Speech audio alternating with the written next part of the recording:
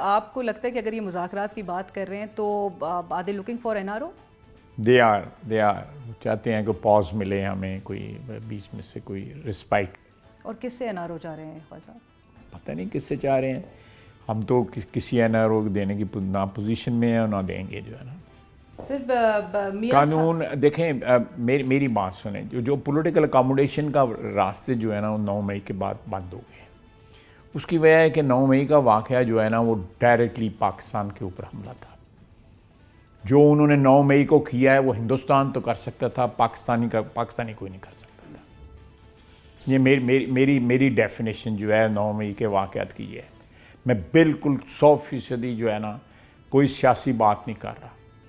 मेरी उम्र में मैंने खासे साल मेरे बीत के हुए हैं, तो मेरी उम्र में कभी मैं इमेजिन भी नहीं कर सकता कि इस मुल्क में ये भी होगा कि लोग जो है वो बाकायदा जुलूस निकाल के जो है why only military installations, why not civilian installations.